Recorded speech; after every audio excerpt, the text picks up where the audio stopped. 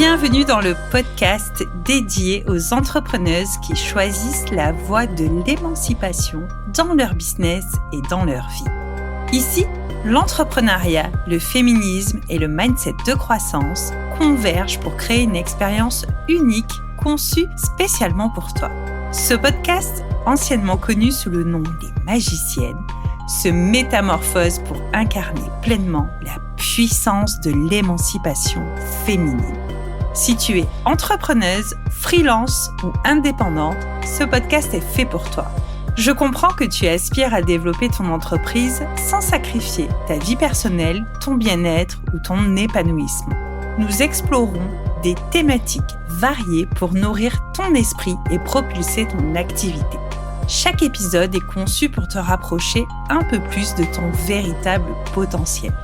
Ma mission, t'accompagner dans le développement d'une entreprise qui reflète ton essence, loin des normes patriarcales et consuméristes de notre société actuelle. Je crois en l'importance de prendre soin de soi, de sa famille, tout en bâtissant une entreprise florissante. Sois prête à redéfinir ton succès à ta manière. Libère ton potentiel, explore ton essence, c'est l'heure de l'émancipation féminine.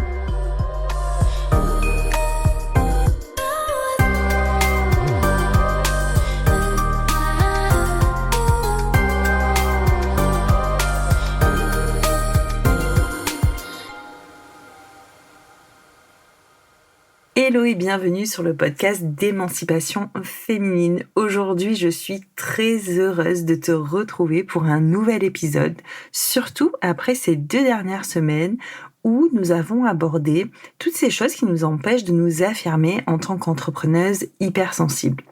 Puis, on a vu aussi, finalement, quelles étaient les étapes pour nous libérer de nos blocages, pour libérer nos potentiels d'hypersensibles et pour oser s'affirmer et porter notre voix en tant qu'entrepreneuse, même si on est introverti, même si on est timide, même si on n'ose pas s'affirmer aujourd'hui et porter notre voix en tant qu'entrepreneuse, parce qu'on n'ose pas exprimer finalement notre singularité actuellement dans notre entrepreneuriat.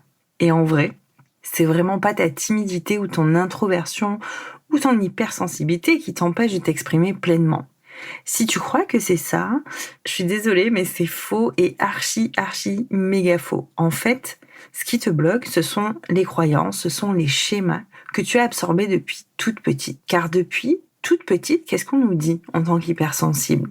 On nous dit qu'on est trop sensible, trop à fleur de peau, trop émotionnelle, trop réactive, trop timide, trop introvertie, trop spontanée, trop enjouée, trop émerveillée, trop vite saturée, trop vite fatiguée pour un rien, voire peut-être parce qu'on a un caractère déjà extraverti, voire qu'on n'est pas du tout hypersensible. Du coup, selon l'éducation qu'on a reçue, qu'on a eue, on ressent des injustices. Parce que c'est vrai que c'était pas juste de devoir faire des concessions sur notre personnalité, sur nos couleurs et nos forces d'hypersensibles. Alors, qu'est-ce qu'on a fait ? Naturellement, on est venu mettre une carapace.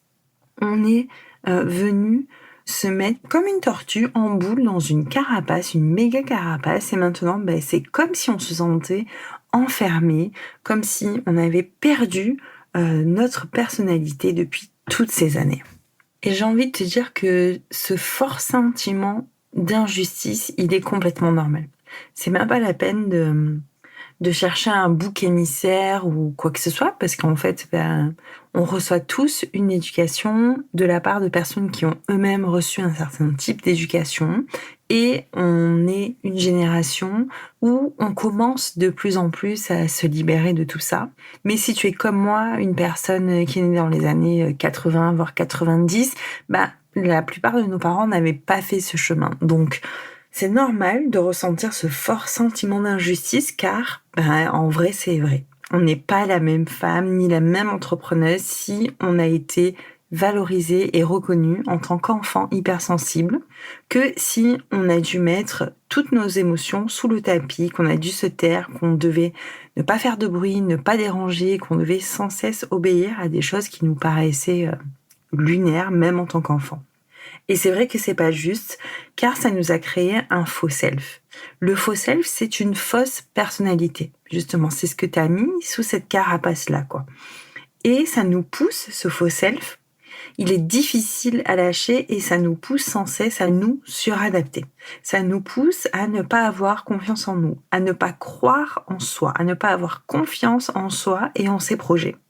Tout ceci, c'est du cas par cas et j'espère que tu as conscience, mais je préfère le redire parce que chacune a son histoire de vie, chacune a son chemin et on peut pas faire, c'est ce que j'expliquais déjà dans d'autres épisodes, on peut pas faire sur du podcast du cas par cas. On n'est pas ici pour faire ton analyse, on n'est pas ici pour faire du pseudo-coaching qui ne te serait d'ailleurs ni utile ni impactant pour ta vie. Par contre, je te partage, moi, ce en quoi je crois le plus pour s'autoriser à être, pour se libérer de nos schémas, pour s'affirmer dans nos couleurs d'hypersensible et suivre nos rêves et affirmer sa puissance sensible. Je préfère le remettre ici. Et toi, tu prends ce qu'il y a à prendre pour toi, tu prends ce qui te correspond, ce qui ne te correspond pas, tu le mets de côté. Ok ? Ici, moi, ce que j'ai envie de faire, c'est de te reconnecter en fait à suivre tes rêves, à affirmer ta puissance sensible et à être finalement cette entrepreneuse qui s'autorise à rayonner, à impacter le monde à sa manière et à laisser jaillir toutes ses couleurs.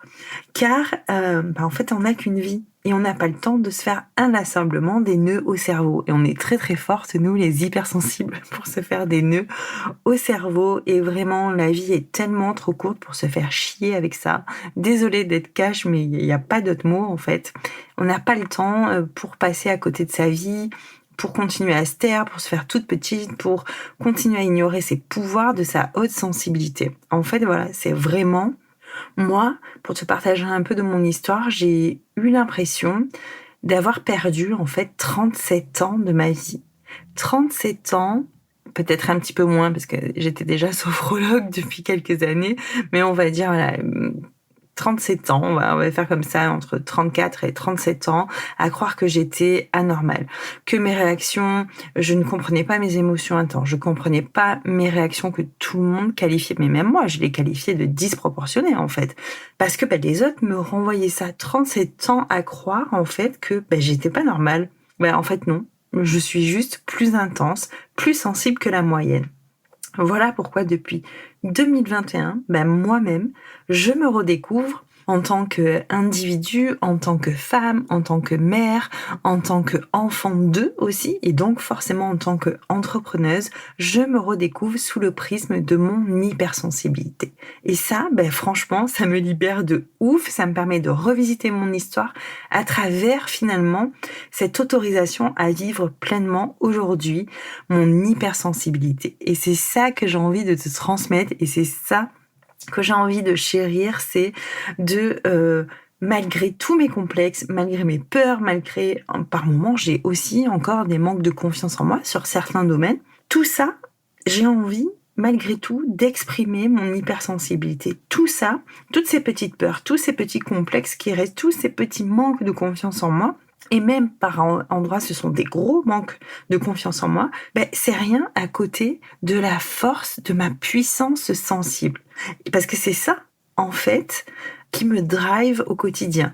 Je suis capable de prendre conscience et de me relier à tous les hypersensibles qui ont transcendé le monde. Vraiment. Quand je pense à tous les créateurs, à tous les poètes, à tous les rêveurs, à tous les artistes, tous les chefs de clan d'antan, en fait, tous les intuitifs, c'était vraiment ça, tous ces gens qui ont coucouné, materné, et que on passe un petit peu sous silence dans l'histoire, on est relié à ces personnes-là, en fait. Ça, c'est comme des lignées, même s'ils sont pas dans notre famille, ces gens-là, ils existent. Les hypersensibles, on représente 15 à 20% quand même de la population mondiale, c'est énorme. Alors, en France, c'est jusqu'entre 20 à 30%, c'est quand même énorme, c'est-à-dire que c'est une personne presque sur 3 dans une pièce, quoi. En fait, c'est énorme. Donc, on est loin d'être tout seul. Et nous, on a des caractéristiques, même si chacune, j'insiste, les hypersensibles, même si on a des traits en commun, on a tous et toutes notre propre personnalité et il n'y a pas une hypersensible qui ressemble à une autre. Il n'y a pas une hypersensibilité qui est calquée sur une autre. Par contre, on a des traits en commun. Et dans nos traits en commun, moi, ce que j'adore, c'est notre spontanéité. On a un enthousiasme, mais qui est débordant, un émerveillement. Et parfois, ça dérange, en fait. Ça dérange les gens qui sont aigris. Ça dérange les gens qui se planquent derrière leurs émotions depuis des années, qui n'arrivent même plus à ressentir. En fait, il faut quand même ouvrir les yeux qu'on est dans une société qui est plutôt hyposensible. En gros, le schéma, encore plus dans l'entrepreneuriat, c'est de tout faire vite, de tout faire voir, de réussir, en fait, de jamais, j'ai cette sensation-là, de pas prendre de recul, en fait, que les gens prennent pas de recul. Ils foncent tête baissée, ils sont parfois hyper autocentrés, alors que c'est ouf, quoi. Ça n'a rien à voir là. Et ça dérange et c'est difficile à supporter pour une grande majorité qui sont coupés finalement de ce pouvoir-là et qui sont coupés de leur intuition, qui sont coupés de leur émotion. Sauf que nous, c'est ça qui nous rend puissantes. C'est notre sensibilité, ce sont nos joies immenses, ce sont nos rires enfantins. C'est tout ça qui nous rend en fait si charismatiques aux yeux des autres. C'est ce je ne sais quoi. Parfois, il y a des gens qui disent je ne sais pas, il y a comme si ton énergie, elle m'attirait. Le nombre de fois, je sais pas, ça doit t'arriver toi aussi, le nombre de fois dans la rue que les gens viennent et échangent spontanément avec moi. Des fois même ça me gonfle en fait. Je me dis mais j'ai rien demandé, moi je fais ma life tranquille, mais non, c'est comme s'il y avait une espèce de lumière magnétique quelque part. Parce que les gens, ils sentent, les inconscients se parlent et les gens, ils sentent que justement, on est hypersensible. Ils sentent qu'on est différent des autres personnes et qu'on sera très certainement à l'écoute de ce qu'ils ont besoin de déposer à l'instant T. Et en fait, c'est ça qui te rend donc charismatique, c'est l'acceptation de ton ultra-sensibilité. C'est ça, en fait, qui nous donne confiance. C'est ça qui nous fait nous sentir légitimes dans notre être. Ça nous ouvre à nos potentiels et ça nous donne envie de nous dire oui chaque jour, malgré nos difficultés ou nos problématiques. Et c'est OK. Mais moi, je décide de me concentrer sur mes ressources, sur mes possibilités, sur mes capacités inexplorées qui demandent qu'à jaillir en fait. En sophro, on apprend ça vraiment et c'est ce qu'on aide à faire avec les personnes qu'on accompagne. En fait, on apprend qu'à l'intérieur de nous, il y a plein de capacités qui sont muettes. Elles sont comme endormies et elles demandent qu'à jaillir. J'espère que ça te parle et j'espère que tu comprends à quel point c'est urgent et vital de couper avec cette idée que tu es victime de ton hypersensibilité. Ça me fait tellement de peine quand j'entends autour de moi des gens qui n'ont plus envie de ressentir, qui trouvent ça que c'est un fardeau, que leur hypersensibilité, ça les ralentit, ça les empêche de réussir. Parce qu'en fait, si tu crois ça, ce ne sont que des croyances et des schémas. Si tu crois ça, ta vie, ton entreprise, ça changera pas. Tu seras alors, oui, victime de ton hypersensibilité. Il y a vraiment un état d'esprit à changer, de se mettre de l'autre côté, en fait, de cette vision-là. Et c'est vrai que parfois c'est chiant, parfois ça peut être embarrassant, toutes ces émotions qui débordent, surtout quand on accompagne des gens, par exemple, comme moi. Mais ça se travaille en fait.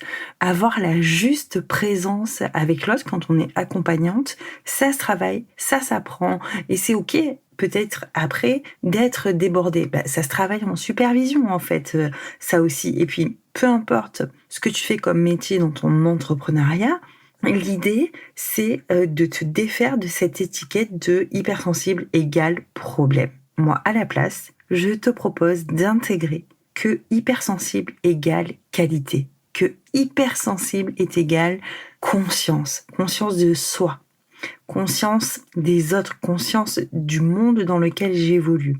Et pour être cette entrepreneuse affirmée, en pleine puissance et en pleine conscience de sa haute sensibilité, il est nécessaire, il est vital de la considérer, ton hypersensibilité, comme un véritable trésor. Voir son hypersensibilité comme un trésor, c'est un moteur puissant pour réaliser ses rêves, pour déployer ses ailes, pour s'autoriser à porter sa voix, pour attirer ses clientes de cœur, pour se construire une entreprise et une vie sur mesure, pour faire pour et autour en fait de son hypersensibilité. C'est ça pour moi, une entreprise et une vie sur mesure, c'est-à-dire je respecte profondément qui je suis, je respecte mes couleurs d'hypersensible et je me couds sur mesure une vie, une entreprise qui me respecte moi aussi dans mon hypersensibilité. Pour faire la paix avec son hypersensibilité, il y a 2 voies. Et les 2 voies sont possibles. Les 2 voies peuvent se faire d'ailleurs en parallèle. La première, c'est tu revisites ton histoire toute seule. Tu décortiques tes croyances une à une pour te libérer, pour t'accepter sur le prisme de ton hypersensibilité. Tu peux acheter des bouquins, je te dis tout et n'importe quoi. Tu peux aller échanger avec des personnes, je sais pas moi, sur des forums, des choses comme ça. C'est possible. Je peux pas dire que c'est impossible parce que c'est vraiment possible de le faire toute seule. Le risque, c'est juste de passer à côté de croyances ou de schémas car on a toutes nos propres biais en fait. La seconde voie, c'est de te faire accompagner sur ce chemin et c'est exactement tout ce que je t'explique depuis plusieurs semaines. C'est ce que l'on fait ensemble dans mon accompagnement Libération. Et j'ouvre 6 places la semaine prochaine. Je suis trop contente d'ouvrir enfin cet accompagnement pour les entrepreneuses hypersensibles. J'ouvre 6 places donc en semaine prochaine. Libération, c'est un coaching où justement on va voir tout ça, tout ce dont on a parlé depuis des semaines. Donc, quand je dis que j'ouvre 6 places, ce sont des places individuelles. Je ne fais pas de coaching de groupe, pas du tout, puisque je travaille exclusivement en sur-mesure. Je m'adapte à toi à 100%, juste que j'ouvre 6 places parce que ça correspond à la disponibilité, à l'énergie que je peux déployer avec les clientes sur ce type d'accompagnement sur mesure jusqu'à la fin de l'année. Tout simplement. Voilà.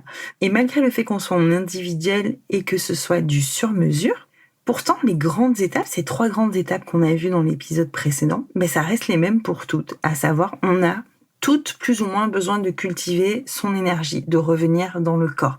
On a toutes plus ou moins le besoin de s'explorer, de se connaître et si tu viens dans Libération, c'est forcément pour venir porter ta voix en tant qu'entrepreneuse. L'accompagnement Libération, c'est pour qui? C'est pour les hypersensibles qui sont prêtes à se libérer de leur blocage pour s'affirmer et rayonner dans leur entrepreneuriat.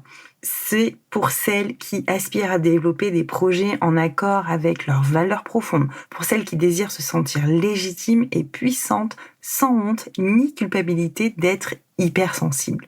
Dedans, on explore quoi? On explore la connaissance de soi, on se reconnecte au mouvement, à sa corporalité, à sa respiration. On y aborde aussi l'entrepreneuriat sous le prisme sensible et à l'issue de Libération, l'intention, c'est que tu repartes aligné à toi, aligné à tes valeurs, à ta puissance sensible. C'est ça qui fait ton charisme. Je le redirai jamais assez. C'est ça qui nous rend puissantes. C'est ça qui nous fait nous sentir légitimes et du coup, on est hyper clair. Tout d'un coup, on est beaucoup plus clair dans son activité. On reprend du plaisir. On ose fixer ses tarifs. On ose aller chercher des contrats, des accompagnements qui nous plaisent. Donc, ce que je te propose, c'est que l'on se retrouve la semaine prochaine à l'occasion de l'ouverture officielle pour les 6 places du coaching Libération. Et on se retrouve dans un nouvel épisode où justement, je vais te donner des clés pour être libre d'être hypersensible, même en business. D'ici là, je serai ravie d'échanger avec toi, comme d'habitude, par mail ou sur Instagram, et je te souhaite une douce et très belle semaine. Si tu es arrivé jusqu'ici, c'est certainement que cet épisode t'a bien plu et je t'en remercie. Tu peux soutenir mon travail en partageant un ou plusieurs épisodes à une entrepreneuse qui aurait intérêt à découvrir ces échanges. Tu peux rester en contact avec moi en t'abonnant à ma page Instagram Madame Flow Coaching. Tu peux également t'inscrire à la newsletter Slow and Flow. C'est une newsletter mensuelle où on parle slowpreneuriat, féminisme et santé mentale. Je te dis à dans 15 jours pour un nouvel épisode. D'ici là, prends soin de toi et continue de bâtir une entreprise où tu te mets au cœur de ton projet et où ta réussite est toute personnelle. Je crois en toi. À très vite.